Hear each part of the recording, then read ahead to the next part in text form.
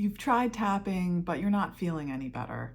And you find yourself thinking, does tapping just not work for me?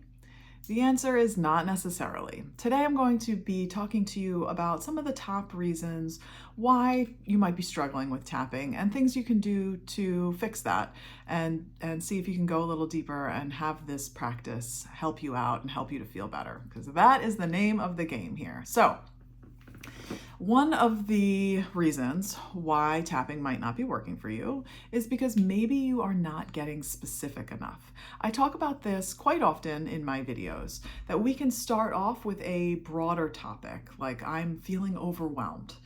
And you can start there. Even though I'm feeling overwhelmed, I love, honor, and accept myself. I'm overwhelmed. I'm really overwhelmed. So much overwhelm.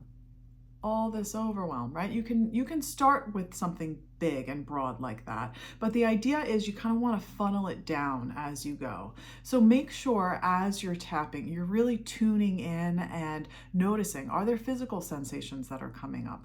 Are there past memories that are coming up? Is there something that I'm thinking about that's going on in my life right now that's top of mind, right? And put words to those things. So just try to get more specific, and that is likely going to help you feel the benefits a little bit more. So another thing that might be preventing tapping from working for you is that you are ignoring the emotional intensity. And some people just hop too soon or jump too soon to the positive affirmations. So you really need to take the time to acknowledge how you're really feeling and sit in the intensity of that emotion. So maybe you're feeling really angry, or you're feeling really sad or depressed, or whatever the feeling is. Sit with that. Don't hop over to like, I'm so happy, life is great, everything's wonderful, right? Allow yourself to sit in the discomfort. So the more real we can get with ourselves and the more that we can do that and feel that emotional intensity, the better the tapping experience is going to be for you. And sometimes there's this subconscious resistance to letting go of something. And we need to get curious about that, because sometimes we are holding on to a problem or pain in our lives for a reason. So, for example, if, let's say there's a fear of speaking up and saying what you need to say, and really staying true to yourself and speaking your truth, and there's this way that you've always been of staying quiet and staying small.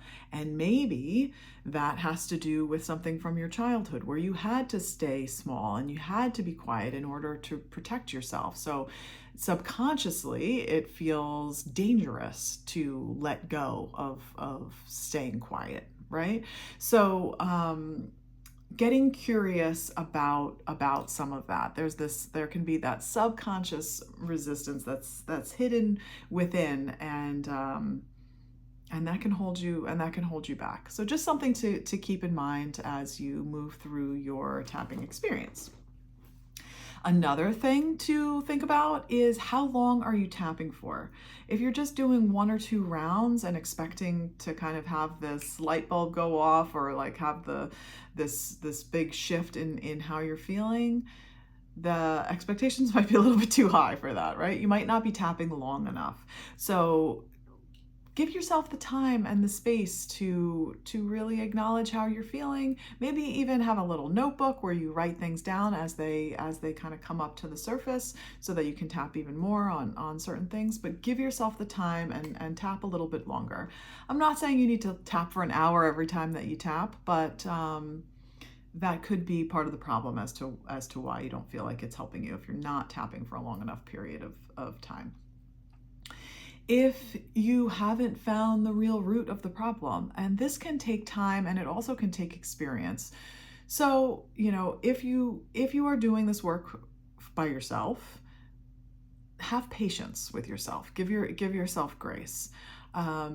there again, these core wounds are often related to childhood, and sometimes it is challenging to explore some of that on your own. So if you can, I would suggest working with a practitioner, because there's just something that happens when somebody else is holding space for you and also has that outside set of eyes to help you through it. But you know, just if you are continuing to do this on your own, which of course I encourage, just be mindful of what's coming up for you, and giving yourself time and grace that things don't shift overnight. And one last thing as to why tapping might not be working for you yet. Your nervous system doesn't necessarily feel safe. It's in that constant fight or flight. So maybe you need to take a step back. Maybe speaking out loud and saying the words of how you're feeling is intensifying it too much for you. So maybe you just need to do some tapping and breathing to start to calm yourself down. You need to be in that calm state as opposed to that heightened state when doing the work. Now, of course, emotions are going to come throughout the practice, and that heightened sensation and emotion is going to make its way into the practice in all likelihood, which is fine. But you need to know how to back it off and how to calm yourself and regulate your nervous system so that you can do this in a safe way. So if you ever feel like it's getting to be too much, number one, just do some tapping and breathing. Number two, again, I would recommend working with a practitioner to help you through this practice. And if that is something that you're interested in, I, of course, am here to support you. If you are someone who wants to do this work in person and you're not local here to Delaware, I'm happy to give referrals to other practitioners. So reach out. I have a free consultation, happy to answer your questions, and you can sign up for the link to that in the description. I'll talk to you soon. I'm sending so much love your way. Take care of yourselves and keep tapping. This practice can be so incredibly transformational once you kind of figure out the ins and outs of it. You've got this, and I'm here for you. Take care.